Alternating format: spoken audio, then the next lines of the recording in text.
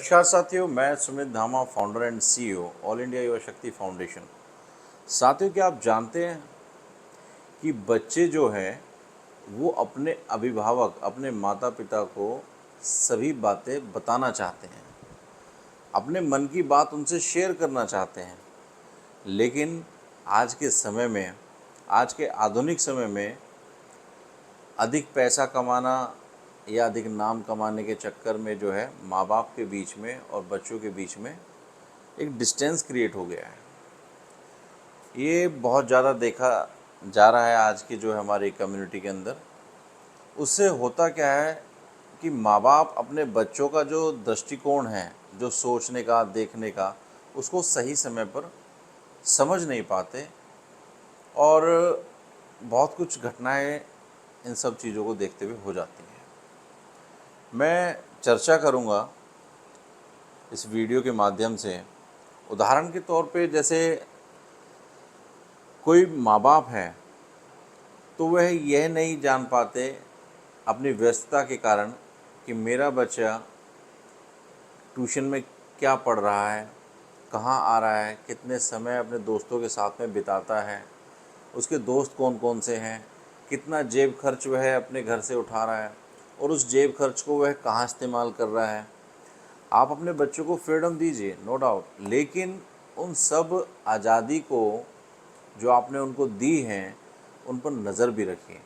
अगर आप उन पर नज़र नहीं रखेंगे, अनुशासन में नहीं रखेंगे, तो कहीं ना कहीं जाने अनजाने में कुछ बड़ी घटनाएं सामने आती हैं।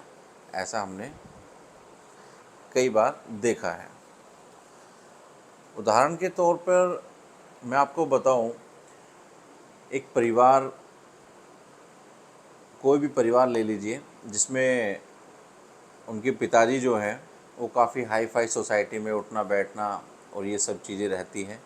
तो वहाँ पर देखते हैं कि भाई जो हाई फाई सोसाइटी है उसमें जो बच्चे हैं वो क्या ड्रेस पहनते हैं, किस तरह के कपड़े पहनते हैं, और वही ड्रेस वो चाहते हैं कि वो मेरा बच्चा भी पहने। लेकिन बच्चा जो है उस पार्टी में नहीं था, तो उसने उसका दृष्टिकोण देखने का, सोचने का, समझने का वो अलग हो गया।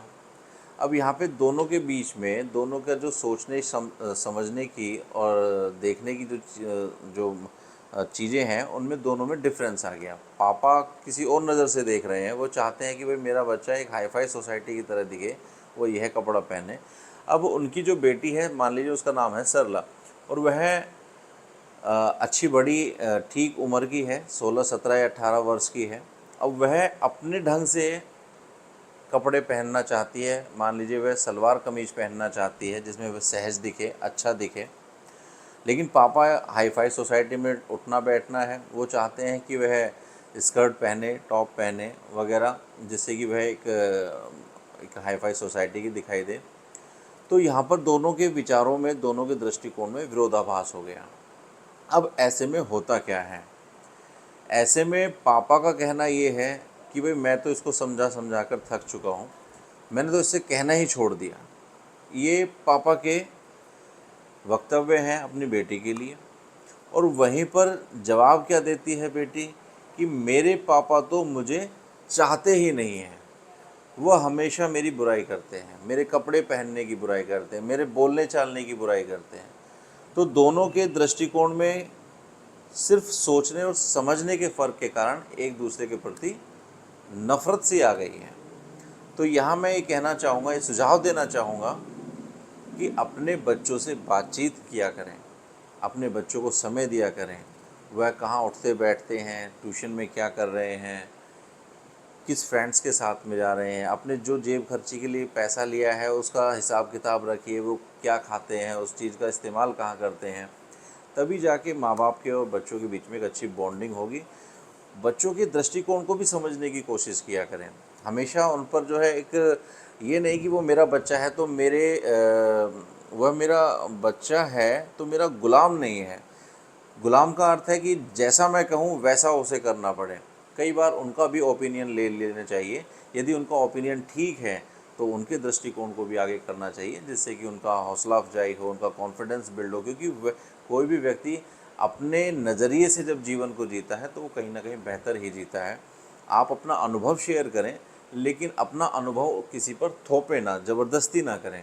तो इस स्टोरी के माध्यम से, इस वीडियो के माध्यम से मैंने आपको यही समझाने की कोशिश की है कि अपना दृष्टिकोण रखें, कोई बुराई नहीं है, लेकिन बच्चे के दृष्टिकोण को भी समझने की कोशिश अवश्य करें, क्योंकि कई बार ऐसा भी होता है कि हमसे बेहतर हमारा बच्चा भी हमें नॉलेज दे सकता है, हमारे दृष्टिकोण से अच्छा उसका दृष्टिकोण भी हो सकता है। तो ऐसे बहुत सारी चीज़ें हैं, ऐसे बहुत सारे केसेस हैं, क्योंकि हम अपने नज़रिए से, अपने सोच से, अपने समझ से हम सोचते हैं, लेकिन वहीं जहाँ बच्चे की उठ बैठ है, जहाँ बच्चा उसको देख रहा है, तो बच्चे का भी दृष्टिकोण हो सकता है। तो दोनों आपसी सहमति से ही अपने दृष्टिकोण से फैसला लें, और जो उचित है उसका फैसला लें और अपने जीवन को बेहतर करें। बहुत बहुत धन्यवाद। आपको हमारी ये वीडियो कैसी लगी? यदि आपको हमारी ये वीडियो अच्छी लगी हो तो कृपया करके इसको लाइक, शेयर और हमारे चैनल को सब्सक्राइब अवश्य करें। बार बार हमारे चैनल पर आकर हमारी वीडियो को प्रेम पूर्वक देखने के लिए आप सभी का हृदय की गहराइयों से बहुत बहुत धन्यवाद।